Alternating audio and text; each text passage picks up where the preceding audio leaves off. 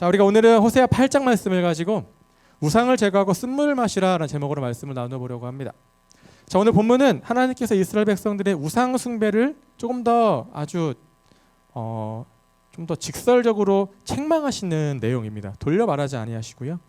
너희들의 우상 숭배가 바로 문제이다라는 것을 아주 강력하게 선포하고 계신데, 자, 우리가 호세아서를 쭉 나누면서 이미 오랫동안 이 북이스라엘 사회에서 깊숙하게 자리를 잡고 있었던 우상 숭배의 심각성에 대해서 늘 설명을 드렸습니다. 뭐 바알, 아세라, 각종 그 가나안의 우상들이 이스라엘 사회에 이 내면에 아주 깊숙한 곳까지 자리를 잡게 되었다라고 말씀을 드렸는데, 그래서 오늘 메시지의 주제는 당연히 우상 숭배이고, 결국 하나님께서 우상 숭배를 금하셨다라는 것을 통해서 우리는 이것을 어떻게 받아들여야 되고 우리의 삶 가운데에서 어떻게 적용을 시켜야 되는지에 대해서 말씀을 나누어 보려고 합니다.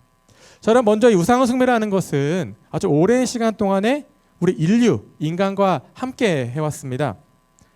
뭔가 이 광활한 이 대자연 앞에서 우리 인간은 어떻게든 살아남고자 발버둥을 치다 보니까 자연스럽게 어떠한 신적인 존재, 그런 신적인 존재가 아니더라도 특정한 사람이나 또 어떤 물체나 자연 그 자체를 신격화해서 거기에 막 신성을 부여해서 숭배하기 시작했어요. 이미 오래 전부터. 그렇기 때문에 이 우상이라는 것은 여러분 기본적으로 인간의 어떤 두려움을 전제로 합니다. 인간의 두려움, 또 더 나아가서는 뭔가 더 잘 살고자 하는, 뭐 더 잘 해보려 하는 어떤 그러한 노력이나 의지나 이런 것들을 전제로 우상은 만들어지게, 또 세워지게 된다는 것이죠. 그래서 인간의 내면적인 두려움이나 어떤 그런 욕심, 욕망들이 어떤 우상이라는 외적인 형상으로 드러나게 되는 거예요. 여러분들이 이 역사 시간에 다들 역사를 배웠을 거 아니에요, 학창 시절에? 그러면은 그 고대 파트를 늘 나눌 때 이 토테미즘이라는 단어를 늘 들어봤을 겁니다. 용어 중에 토테미즘. 이게 이제 어떤 거냐면 뭐 동물이든 식물이든 자연이든 이런 것들을 숭배하는 신앙 전체를 가리키는 겁니다. 토테미즘. 그래서 오늘날에도 여러분 물론 이런 현대 사회에서는 볼 수 없지만 거의 뭐 아프리카와 같은 그런 원시 사회나 이런 부족 사회에 가보시면 여전히 이런 토테미즘 이 신앙이 아주 중심을 근간을 이루고 있습니다. 그 사회에 있어서. 그런데 우리나라에는 왜 이런 것들이 없느냐? 물론 있을 겁니다. 있겠지만 왜 잘 보이지 않냐면 우리나라는 이 쭉 내려오던 토테미즘 이 신앙이, 이 문화가 불교랑도 혼합되고 우리나라의 어떤 대표적인 조상 숭배나 어떤 샤머니즘 이런 것들과 막 혼합이 되면서 매우 이 복잡한 형태를 띠면서 오늘날까지 이어져 오고 있다라는 것이죠. 자, 여러분 그러면 이 우상 숭배는 이미 아주 오랫동안 인류와 함께 공존해 왔다라고 했을 때, 자, 이스라엘은 언제부터 우상 숭배를 했을까요, 여러분? 여러분들이 성경을 읽다 보면 다양한 궁금증들이 분명히 있을 거 아니겠습니까? 그 중에 한 가지가 바로 이거인 것이죠. 그렇게 하나님께서 이스라엘 백성들에게 우상 숭배를 금하셨는데 그럼 도대체 얘네들은 언제부터 우상을 숭배한 것일까라는 겁니다. 근데 우리가 말씀을 통해서 알 수 있는 가장 최초의, 뭐 최초는 아니겠지만 이 이스라엘의 우상 숭배의 시작은 출애굽 시대를 볼 수가 있어요. 애굽의 노예 시절에. 물론 그 이전에도 충분한 우상 숭배는 있을 수 있었겠지만 여러분들 그러한 궁금증 없습니까? 이스라엘 백성들이 애굽에서 430년을 살았어요. 노예로서. 그런데 애굽이 어떤 나라입니까? 이집트는 모든 게 다 신이에요. 신이 어마어마하게 많습니다.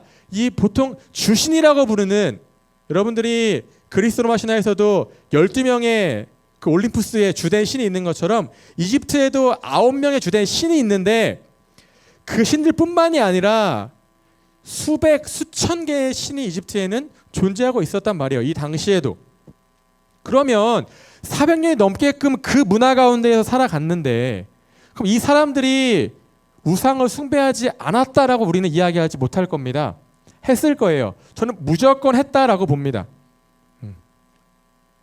그래서 우리가 여호수아 24장 2절 말씀을 보시면 여호수아의 고별 설교장이죠. 유언 설교장인데 여호수아가 이렇게 이야기합니다. 너희의 조상들 곧 아브라함의 아버지 나홀의 아버지 데라가 강 저쪽에 거주하여 다른 신을 섬겼으나 라고 이야기합니다. 여호수아가 말하는 거예요. 너희들의 조상 아브라함과 나홀의 아버지였던 데라가 강 저쪽에서 우상을 섬겼다라고 이야기를 하고 있어요. 자, 우리가 가지고 있는 이 정경에는 없는, 보통 우리가 이제 유대의 고대 문헌들을 가리켜서 뭐 위경이다, 뭐 외경이다 그렇게 이야기하고 있지만, 여러분 그런 유대의 어떤 고대 문헌들을 보면 아브라함의 아버지가 우상을 만들어서 우상을 조각해서 파는 사람이었다라는 기록이 있어요.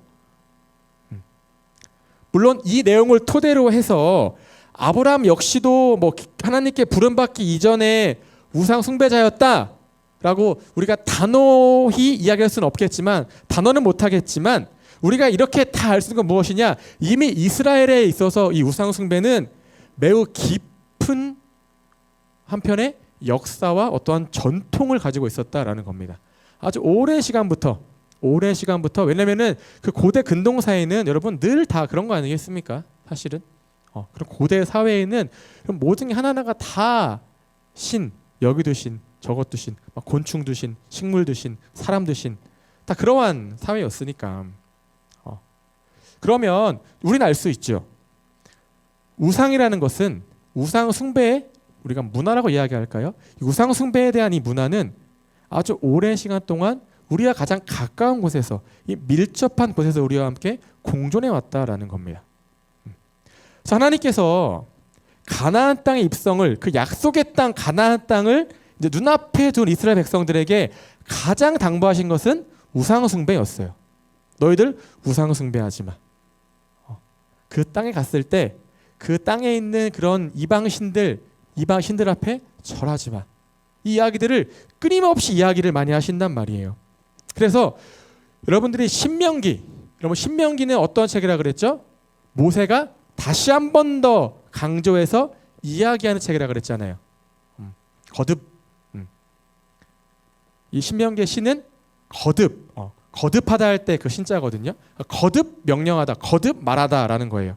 무엇을 이야기했냐면 이 신명기 12장 29절부터 13장 전체를 보시면 결론은 하나예요. 하나의 주로 귀결됩니다. 뭐냐? 다른 신을 섬기지 말라는 거예요. 우상 숭배하지 마. 그러면서 누군가가 우상을 숭배하자고 권한다라면 그 사람이 너의 이웃이건 선지자이건 가족이건 같은 마을 사람이건 그 누구를 막론하고 그 너에게 우상 숭배를 권하는 사람은 어떻게 하라고 이야기해요? 죽이라고 이야기합니다. 모세의 명령이 아니에요. 하나님이 그렇게 말씀하시는 겁니다. 누군가가 너의 친족 가족일지라도 우상 숭배하자고 권유한다라면 죽이라는 겁니다, 여러분. 그러면 또 여러분들은 이 죽이라는 단어에만 이 촉각을 곤두 세우면서 하나님은 참 매정하시네요. 어떻게 그럴 수가 있습니까? 여러분, 그 죽이라는 거에만 여러분들이 포커스를 두지 마시고 그만큼 이 우상 숭배라는 것이 하나님이 가장 싫어하시는 죄라는 겁니다. 하나님이 너무너무 싫어하시는 죄가 바로 우상 숭배라는 거예요. 여러분, 제가 처음에 인간이 우상 숭배를 하는 이유는 인간의 두려움 때문이라고 말씀을 드렸죠. 우리의 두려움. 내가 무언가를, 그 두려운 상황 가운데에서 내가 무언가를 바라보면서 의지할 대상이 필요한데 하나님은 영이시잖아요. 그 영은 어때요? 눈에 보이지 않는 거예요. 그래서 여러분, 이스라엘 백성들이 그토록 우상에 집착했던 이유는 이것일지도 모릅니다. 우리는 너무 하나님이 보고 싶어요, 눈으로. 근데 보이지 않으시는 거예요. 여러분, 성경에 등장하는 가장 대표적인 우상숭배 사건이 딱 두 번 등장합니다. 가장 큰 사건 두 개가. 첫 번째는 모세가 시내산에 10계명을 받으러 올라갔을 때 모세가 한참을 내려오지 않으니까 막 저 산 꼭대기에서는 막 구름과 천둥과 막 빛이 나면서 어떤 일들이 벌어지고 있는데 정작 모세는 보이지 않으니까 모세가 안 내려오잖아요. 우리의 지도자인데. 그러니까 이 이스라엘 백성들이 모세의 형이었던 아론에게 우리가 지금 너무너무 두려운데 우리를 위해서 하나님을 좀 보여달라고 요청을 합니다. 그러니까 아론이 어떻게 해요? 그러면은 너희가 애굽에서 나올 때 챙겨 나왔던 금 다 가지고 와봐 이야기를 하는 거예요. 그래서 그 금을 부어서 금송아지를 만듭니다. 그 또 하나 우리가 호세아 처음에도 이야기했었죠. 우리가 그 북이스라엘의 역사를 이야기할 때 북이스라엘의 초대 왕이었던 여로보암이 자꾸만 북이스라엘 사람들이 남쪽으로 예배하러 올라가니까, 왜냐 남쪽에는 뭐가 있다 그랬죠 여러분? 예루살렘 성전. 그러니까 자꾸만 이 사람들이 남쪽에 올라갔다가 거기에 자리를 잡을까 봐 그게 너무 두려운 나머지 자기의 통치권을 확립하기 위해서 어떻게 합니까? 북이스라엘의 양쪽 이 북과 남쪽 경계 국경에다가 뭐를 세워요? 금송아지상을 2개를 세운단 말이에요. 단과 베델에. 근데 이때 여러분 보세요. 아론도 마찬가지인 것이고 이 여로보암도 마찬가지인 것이고 그 송아지를 만든 다음에 이스라엘 백성들에게 보여줄 거 아니에요. 그때 어떻게 이야기하는지 아십니까? 자, 얘들아 봐라. 이 금송아지가 너희를 애굽 땅에서 인도해낸 너희의 하나님이다. 이렇게 이야기를 합니다. 여러분 우리가 잘 알아야 할 게 물론 우상이에요. 분명한 우상입니다. 하나님은 형상이 없으시잖아요. 영이시잖아요. 이 금송아지는 우상이에요. 그런데 우리가 한편으로 이해해야 될 것은 이 당시에 이스라엘 백성들은 하나님의 얼굴을 모르잖아요. 그냥 이 사람들은 하나님이 어떻게 생기셨는지 모르는 거예요. 여러분 대충 우리가 이제 그동안 자라오면서 뭐 하나님의 형상, 예수님의 형상 다 그림으로 그려놓잖아요. 근데 여러분 그런 모습이 아니실 수 있잖아요. 하나님 영이신데 우리가 어떻게 합니까? 그러니까 이스라엘 백성들은 정말 뭐랄까 한편으로는 되게 순수한 마음에 그 금송아지를 보면서 예배했던 겁니다. 왜냐? 하나님이시니까. 하나님인 거예요. 이 사람들 입장에서는. 그러니까 진짜 믿은 겁니다. 아, 하나님이 이렇게 생기셨구나. 또 그 당시에는 이 송아지가 매우 중요한 역할을 하고 있는 동물이기도 했었고 농경사회니까요. 자, 우리가 우상 숭배를 떠올린다면 여러분들이 오늘날에 그런 게 어디 있겠습니까? 이렇게 여러분들 이야기할 수 있겠죠. 목사님 저한테는 금송아지가 없어요. 제 집에는 바알이 없어요. 바알 신상, 아세라 신상 그런 거 없어요, 목사님. 저는 절대 이런 거 앞에 절하지 않습니다. 예배하지 않습니다. 우리 모두는 자신 있게 이야기할 수 있습니다. 그렇죠? 우리가 암만 못해도 하나님의 자녀인데 우리가 어떻게 뭔가 형상화된 우상을 품고 다니겠습니까? 안 그럴 거란 말이에요. 대신에 우리는 어떠한 우상을 경계해야 되겠습니까?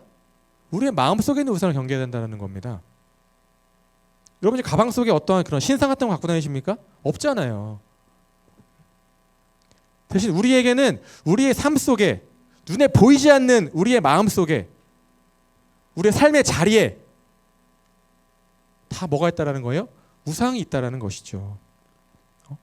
눈에 보이지 않기 때문에 그 누구에게도 들키지 않아요. 안 보이니까. 대신에 나 혼자만 필요할 때, 어떤 문제가 닥쳤을 때, 급할 때, 그때마다 내가 꺼내 볼 수 있는 마음의 우상이 우리에게 있다라는 것이죠. 그 마음의 우상이야말로 그 보이지 않는 그 무형의 우상이야말로 우리가 가장 경계해야 되는 우상 중에 우상이다라는 겁니다. 여러분 칼빈 아시죠? 칼빈 종교개혁자. 칼빈은 인간의 마음이 우상을 만드는 공장이라고 이야기를 했습니다. 그리고 공장이래요. 공장. 우상을 막 찍어낸다라는 거예요. 기계처럼. 어쩌면 저는 그런 생각을 합니다. 우리가 하나님을 더 잘 믿으려는 개개인의 열망이 있잖아요. 여러분 다 있으실 거 아니에요. 내가 좀 더 열심히 예배 드려야 되겠다. 열심히 기도해야 되겠다. 열심히 봉사해야 되겠다. 그런 내 개개인의 열심과 이 열망마저도 여러분 잘못하면 우상으로 바뀔 수가 있다는 겁니다. 그것마저도 우리에게 우상이 될 수가 있다라는 거예요. 여러분 저는 우리 모두가 연말이죠. 한 해 마지막이잖아요. 근데 오늘 이 말씀을 통해서 정말 내 마음속에 하나님이 계신지 하나님만 계신지 아니면 내가 하나님이라고 믿고 있는 나만의 그 우상 금송아지 이런 것들이 있는 건 아닌지 여러분들이 직접 스스로 점검해 보시기를 바랍니다. 자, 본문으로 돌아와서 그럼 이스라엘의 우상 숭배는 심각했습니다. 그래서 여러분 1절 말씀을 보세요. 하나님도 그 상황이 너무너무나 심각하니까 이 사태의 어떤 위급함을 심각성을 알려주시기 위해서 어떻게 말씀하십니까? 나팔을 불라 말씀하시잖아요. 나팔을 왜 붑니까? 경고하려는 겁니다. 니네 진짜 위기가 임박했다. 정신 차려야 된다. 알려주려고 하신 거예요. 그런데 여전히 이스라엘 백성들은 모르는 겁니다. 깨닫지 못하는 거예요. 그래서 2절 말씀을 보시면 그들이 장차 내게 부르짖기를 나의 하나님이여 우리 이스라엘의 주를 아나이다 하리라. 우린 다 알고 있대요. 하나님, 우리 하나님, 우리 하나님. 하나님은 니네 지금 심각해. 경고야, 경고야. 근데 여전히 그냥 우리 하나님, 우리 하나님. 모두가 다 아는데 정작 이 당사자들만 모르는 겁니다. 심지어 이방에 있는 나라들도 다 알았을 거예요. 아, 쟤네 너무 심한데? 근데 정작 깨달아야 될, 알아야 될, 알아차려야 될 그 이스라엘만 이 사태의 심각성을 모르고 있는 겁니다. 하나님은 이미 등을 돌리고 계신데 니네 심판할 거야. 반드시 벌할 거야. 이미 그렇게 말씀을 선포하고 있는데 여전히 이스라엘 나 혼자만 나 하나님 잘 알지. 잘 알지. 여전히 우리와 하나님과 이런 언약의 관계가 유효하다라고 착각하고 있는 상태가 지금 본문서 상황이라는 것이죠. 4절을 보시면 그들이 또 은금으로 자기를 위하여 우상을 만들었나니 결국은 파괴되고 말리다 이렇게 말씀하고 있죠. 또 이어서 5절 6절 보시면 사마리아여 내 송아지는 버려졌느니라 내 진노가 무리를 향하여 타오르나니 그들이 어느 때여야 무지하겠느냐 이것은 이스라엘에서 나고 장인이 만든 것이라 참신이 아니라 사마리아의 송아지가 산산조각이 나리라. 아멘. 여러분 우상은 결국 뭐라는 겁니까? 나를 위해서 내가 직접 만들었다라는 겁니다. 누군가가 등 떠밀어서 우상을 숭배하지 않는다라는 거예요. 우상은 내가 만드는 겁니다. 나로부터 비롯되는 거예요. 우리는 다른 사람에게 내 우상을 소개하지 않습니다. 또 믿으라고 권유하지도 않습니다. 왜냐하면 다른 사람이 볼 때에는 야, 그 우상이잖아 이렇게 할 수 있겠지만 내가 볼 때에는 하나님이거든요. 아니야, 이거 하나님이야. 이 모든 것이 다 내가 당신보다 더 열심으로 하나님을 믿기 위해서 그러한 결과물인 거야. 자, 우리가 깜깜한 동굴 속에 갇혀 있다라고 생각을 해봅시다, 여러분. 지금 너무 한치 앞도 보이지 않아요. 발끝도 보이지 않는 너무나 그런 칠흑 같은 어둠 속에 우리가 갇혀 있는데 그때 여러분들의 주머니에 아주 작은 후레쉬 하나가 딱 쥐어져 있다고 생각을 해보는 거예요. 이때 여러분은 그 동굴을 나가기 위해서 하나님과 후레쉬 중에서 무엇을 더 의지하겠습니까? 저는 압니다. 후레쉬를 의지할 거예요. 왜냐? 저도 그럴 것 같거든요. 왜냐하면 일단 동굴을 빠져나가야지 이 어둠 속에서 내가 뭘 하겠어요, 하나님을 위해서. 일단 이 상황을 내가 벗어나야지 하나님을 위해서라도 내가 뭐라도 하나 더 할 수 있을 거 아니겠습니까? 이 어둠 속에서는 할 수 있는 게 없어요. 내가 후레쉬를 의지하는 건, 이 불빛을 의지하고 바라보는 건 하나부터 열까지 다 하나님을 위한 것입니다. 그렇게 이야기하지만 사실 그렇지 않은 거죠. 나는 그저 어떻게든 살아남고자 하는 마음 하나로 후레쉬를 붙잡고 있는 겁니다. 나를 위한 것이라는 거예요. 하나님을 위한 것이라는 것은 표면적인 이유가 되어주는 것이죠. 대의적인 명분이 그렇다라는 거예요. 여러분, 여기서부터 우상은 시작되는 겁니다. 내가 살기 위해서, 내가 조금은 더 나은 삶을 살기 위해서 더 붙잡고 의지하고 있는 것, 하나님께서 계셔야 될 자리이지만 그 삶의 자리에 하나님보다 다른 무언가가 더 크게 자리를 잡고 있는 것, 아니면 하나님이 계시는 자리인데 조금만 하나님 비켜주세요, 이 자리는 다른 것으로 채워야 됩니다 라는 그 마음, 그게 아무리 작은 마음일지라도 여러분, 그 마음으로부터 우상 숭배는 시작이 되어지는 겁니다.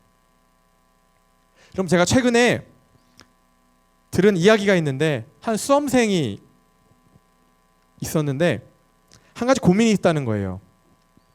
뭐냐고 물어보니까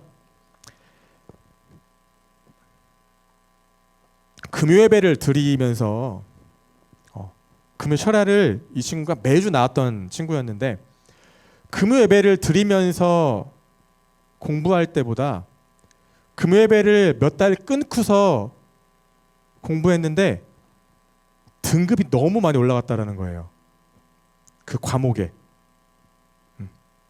그래서 평소에 내가 봤던 그 모의고사 점수보다 조금 더 상향 지원을 했대요, 대학교를 쓸 때. 근데 이때부터 뭔가 마음속에 고민이 생기는 거예요. 무엇이냐? 본인이 예배를 안 드리고 공부해서 얻은 결과로 인해서 상향 지원한 과에 들어가는 것이 과연 하나님 앞에서 옳은 것인가 라는 고민이 생겼다는 거예요. 이게 맞는 것인가? 너무 죄송하다라는 겁니다, 하나님 앞에. 저는 이 얘기를 들으면서 너무너무 이 친구의 이 고민이 너무너무 다 귀하다 생각을 했습니다. 왜냐?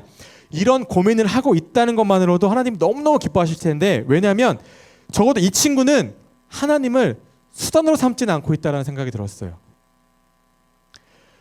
우리가 하나님마저도 하나님을 우상으로 만들 때가 언제냐면 하나님을 내 필요를 위한 수단으로 삼을 때인 겁니다. 하나님을 수단으로 삼아요. 그 수단이 무엇이냐? 하나님을 그냥 한낱 잡신으로 만들어버리는 겁니다. 이거 할 때는 여기에 필요한 하나님, 저거 할 때는 저기에 필요한 하나님.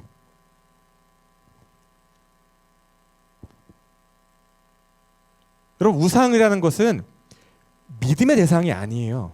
철저하게 수단을 위해 존재하는 대상입니다. 이스라엘 백성들에게 하나님은 여러분 우상이 되었던 거예요. 왜냐하면 이 당시에 북이스라엘은 멸망 직전이었거든요. 멸망 코앞이었어요. 그러다 보니까 어떻게든 이 나라의 권력자들이 왕이건 어떤 대신들이건 이 나라를 우리가 어떻게든 살려야 되니까, 이 나라가 하루아침에 이 상황이 역전되어서 다시 잘 살게 되는 거는 바라지도 않아요. 그저 이 나라의 존속이 중요한 겁니다. 망하면 안 되잖아요, 나라가 어쨌든 간에. 그러다 보니까 하나님께 기도는 합니다. 열심히 예배도 드려요. 그런데 그 이유는 단 하나입니다. 이 나라의 안위를 위해서만 그런 거예요. 이 나라의 안위가 유지돼야지 내가 손에 쥐고 있는 나의 이 권력, 기득권을 놓치지 않을 수가 있잖아요. 그러니까 하나님을 철저하게 이용했어야 돼요, 정치적으로든. 그래서 자, 여러분 본문 11절을 보십시오. 그러면 에브라임은 죄를 위하여 제단을 많이 만들더니 그 제단이 그에게 범죄하게 하는 것이 되었도다 말씀하고 있죠. 여러분, 이 제단은 우상 제단이 아니에요.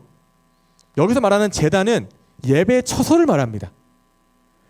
이스라엘 백성들이 하나님을 예배하고자 또 그 제단에 가서 회개하고자 이스라엘 전역에 쉽게 얘기하면 교회를 만들어 놓은 거예요. 기도처를 만들어 놓은 거예요, 예배 처소를.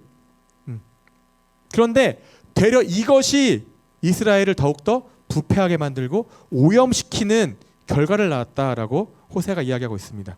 왜요? 예배 역시도 수단에 불과했던 겁니다. 사람들이 밤낮으로 와서 기도했을 거 아닙니까? 근데 왜 예배하고 기도했을까요? 자, 9절을 보세요. 그들이 홀로 떨어진 들나귀처럼 아수르로 갔고 에브라임이 값주고 사랑하는 자들을 얻었도다. 이 말은 이스라엘의 왕은 홀로 떨어진 들나귀처럼 외롭고 쓸쓸하게 아수르 왕에게 찾아갔다라는 거예요. 왜요? 그래야 나라가 안 망하니까. 또 에브라임이 값주고 사랑하는 자들을 얻었도다. 돈을 주고 나라의 안위를 지키고 있는 겁니다. 우리말로 하면 조공을 바치는 것이죠. 여러분, 그런데 이스라엘이라는 나라는 어떻게 존재합니까? 하나님으로 인해 존재한 나라입니다. 이스라엘은 하나님을 의지할 때 그 나라가 존속되고 유지되고 영위가 되어지는 나라인 거예요. 이스라엘의 원천은 하나님입니다. 하나님을 아는 것, 하나님을 붙잡는 것, 하나님을 바라보는 것, 하나님을 믿는 것, 이것이 이스라엘의 힘의 원천이란 말이에요. 나라의 기반이란 말이에요. 우리도 마찬가지입니다. 여러분, 우리의 힘의 원천은 무엇입니까? 이런 말 들어봤죠? 아는 것이 힘이다. 하나님에 대한 풍성한 그런 어떤 알미 바탕에 대한 관계로부터 우리의 힘이 나오는 겁니다. 여러분, 이 안다라는 게 뭐라 그랬어요? 관계라 그랬잖아요. 하나님과의 관계, 더 친밀한 관계, 알고자 하는 마음.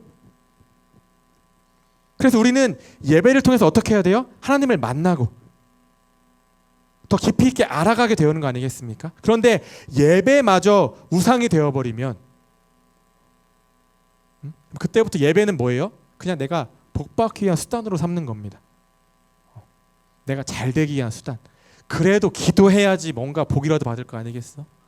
그래도 기도해야지 뭔가 하루에 일이 더 잘 풀릴 거 아니겠어?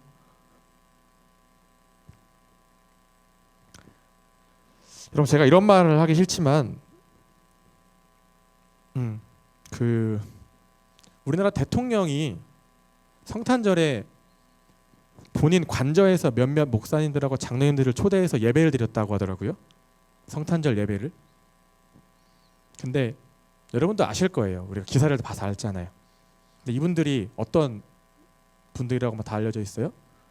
막 그런 무속 뭐 이런 것들에 심취해 있는 분들이라고 막 이렇게 이야기하잖아요. 그러면 저 궁금했어요. 이분들은 어떤 예배를 드린 것일까? 과연 이 목사님들, 이 장로님들은 예배를 드리는 가운데 어떠한 메시지를 전했을까? 또 이분들은 그 메시지를 어떻게 받아들였을까? 이분들에게 성탄절은 어떠한 의미가 있을까? 저는 그 예배 역시도 하나의 우상에 불과했다고 생각을 합니다. 마치 이스라엘이 아수르를 의지하고 에브라임이 돈을 주고 나라의 어떠한 안위를 뭔가 갈구했던 것처럼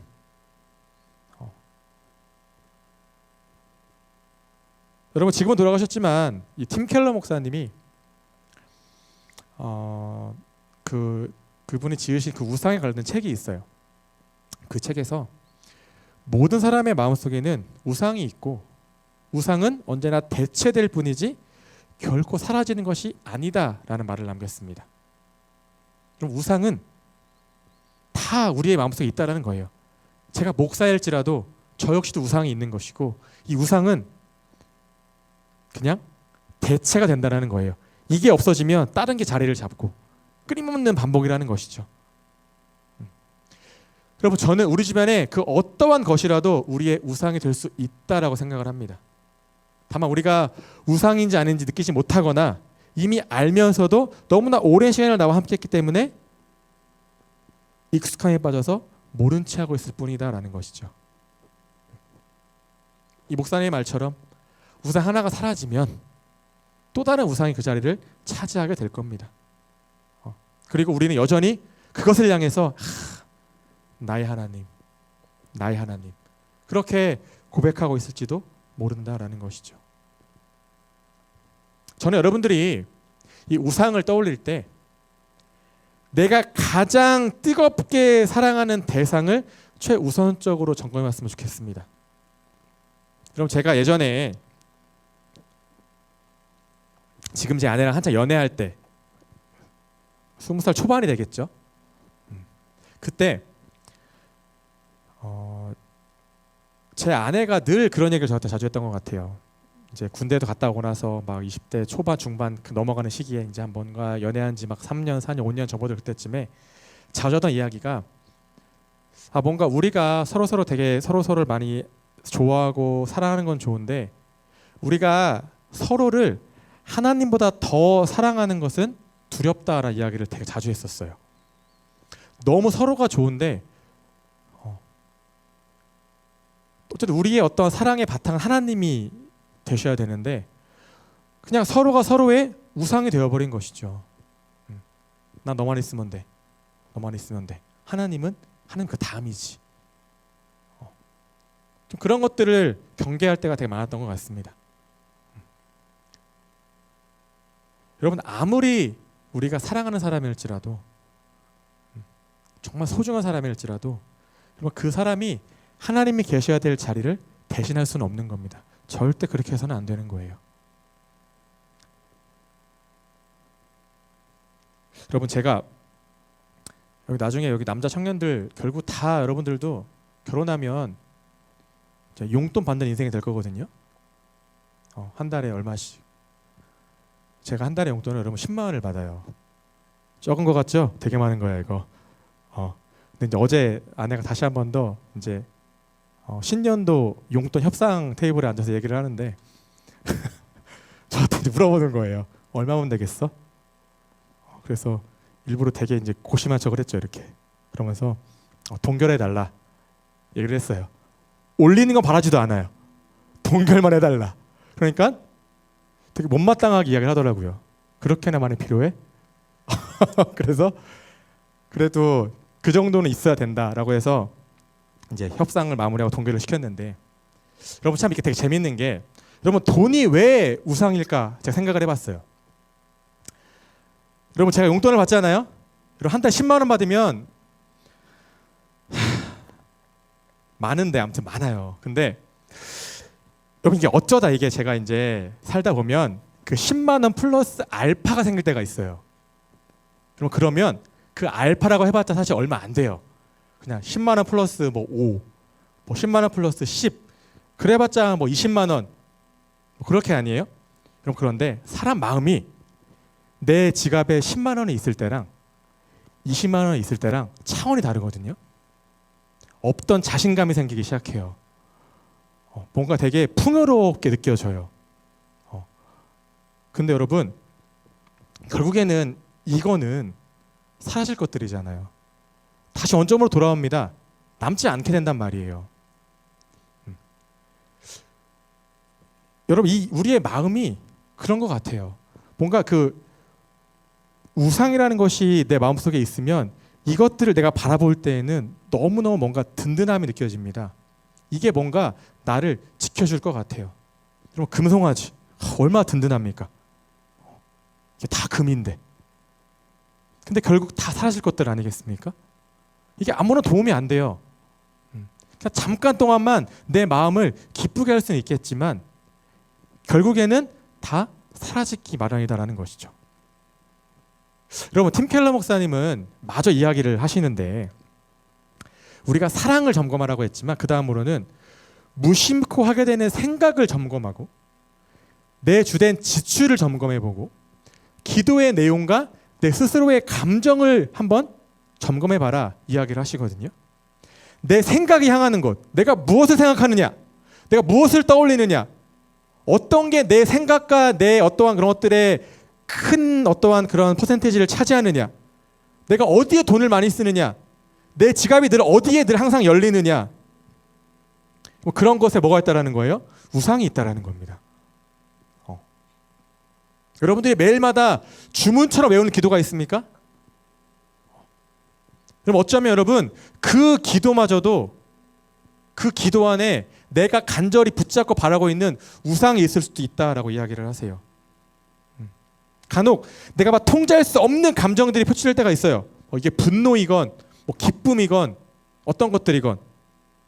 그러면 여러분 그 뒤에 숨겨져 있는 우리는 알지 못하는 그 감정 뒤에 숨겨져 있는 그 우상을 우리가 한번 점검해 볼 수 있어야 한다라고 이 목사님이 이야기를 하시더라고요.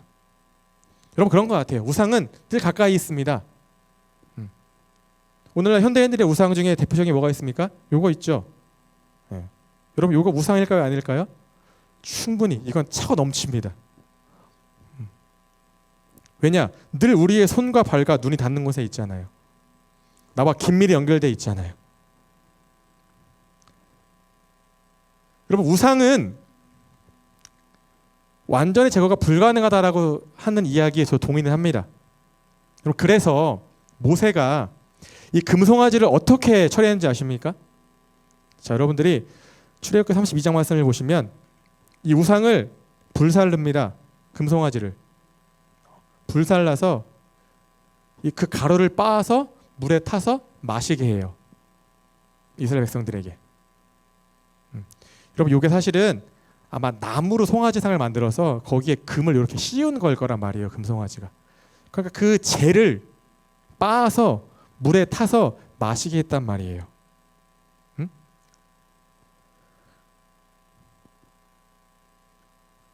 어차피 다른 곳에 치워도 저 금송아지 꼴 보기 싫으니까 어디다 치워놔. 이렇게 해도 여러분 결국 다시 그 어떠한 것이 그 자리를 차지할 겁니다. 그래서 모세는 흔적을 남기지 않은 거예요. 그냥 없애버린 겁니다. 태워버린 거예요. 근데 여러분, 그렇다고 해서 그 이후에 이스라엘 백성들 사이에서 우상이 사라졌습니까? 아니요. 더 들끓습니다. 더 강력한 우상이 존재하죠. 바알이든 누구든. 그러면 우리는 어떻게 우상을 제거할 수 있겠습니까? 어떻게 우상을 멀리해야 됩니까? 여러분, 다른 방법이 없어요. 여러분의 삶의 자리 가운데에서 우상이 있던 그 자리를 밀어내고 그 자리를 하나님으로 채워야 되는 방법밖에 없습니다. 우상이 설 자리를 없애버려야 되는 거예요. 내 마음속에 이만큼의 우상이 있었다. 이 우상을 이쪽으로 치워내고 이 자리 가운데 하나님으로 채우는 겁니다. 우상이 비집고 못 들어오게 계속 채우는 거예요. 채우고 또 채우고 충만하게 빈틈없이 채우는 겁니다. 말씀으로 충만하고 기도로 충만하고 은혜와 사랑으로 충만하고 성령의 기름 부음으로 충만하면, 그렇게 해서 그 어떠한 우상도 내 마음속에 내 삶 가운데 비집고 못 들어오게 여러분 틈을 주면 안 된다라는 거예요. 하나님을 아는 것으로부터 여러분들이 차고 넘치면 되는 겁니다. 우리의 생각과 우리의 기준과 우리의 중심과 우리의 마음이 오직 하나님이라면 우리의 신앙에는 절대 틈이 생길 수가 없습니다. 우리가 그 틈이 생겼을 때 그 틈을 어떻게든 메꾸려다 보니까 우상을 데리고 올 수밖에 없게 되어지는 거예요. 결국 우리의 욕심이, 우리의 열망이, 우리의 갈급함이 우리의 삶 가운데에서 우상에 설 자리를 만들어주고 있는 겁니다. 우리는 어떻게든 예수님을 자랑하며 살아야 되는데 그 외에 다른 것을 자랑하고 내세우려다 보니까 그 욕심으로부터 우상이 생겨나게 된다는 거예요. 자, 이제 한 해가 끝이 났습니다. 여러분, 진짜 끝났어요. 지난 1년을 되돌아보시면서 아까 전에 우리 목사님께서는 과거를 설교하지 않겠다 말씀하셨거든요. 연말에. 물론 맞는 말씀이지만 우리가 그럼에도 불구하고 지나간 1년의 시간들을 되돌아볼 수가 있다라면 여러분, 우상부터 제거하십시오. 내가 알게 모르게 심어놓은, 세워놓은, 예전에 여러분 제 고향교회에 그의 표어가 최우선순위를 하나님께 두는 애였어요. 저는 이 표어가 너무 싫은 거예요. 왜냐? 최우선순위가 하나님이라는 거는 수많은 우선순위 중에서 하나님 1등이라는 거잖아요. 뭐 하나님, 공부, 연애, 뭐 결혼, 취업, 이 중에서 그냥 하나님이 1등이라는 거예요. 그러면 1등이면은 뭐 하나님은 30%, 취업은 20%, 연애는 15%, 그런 거잖아요. 나눠먹게 하는 거잖아요. 전 이게 너무 싫은 거예요. 하나님이 그냥 그 중에서 1등이라는 거지 오직 하나님은 아니라는 것 같은 거예요. 우리도 마찬가지입니다. 여러분, 우상이 있던 자리를 마치 여러분들이 선실 쓰면서 하나님, 제가 그냥 요만큼 조금 자리를 내어 드릴게요. 여기라도 들어와서 좀 서 계세요. 여러분, 그렇게 하지 말라는 겁니다. 그럼 우상은 제거해야 돼요. 뿌리를 뽑아야 됩니다. 불살라야 돼요. 그럼 모세가 우상을 태워서 빻아서 그 재를 물에 타서 마시겠다라 그랬잖아요. 여러분, 잿물 마셔보셨습니까? 그럴 리 없겠지만 여러분, 얼마나 맛이 있을까요? 여러분, 얼마나 쓰겠습니까? 그 목 넘기면 얼마나 괴롭겠습니까? 응?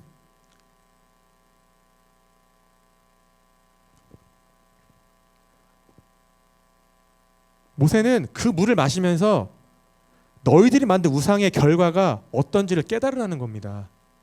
그 결과가 이토록 쓰고 괴로운 거다.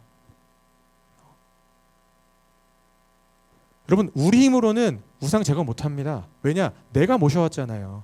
내가 데리고 왔잖아요. 내가 좋아서 데리고 온 거 아니겠습니까? 근데 어떻게 밀어내요? 밀어내 남는단 말이에요.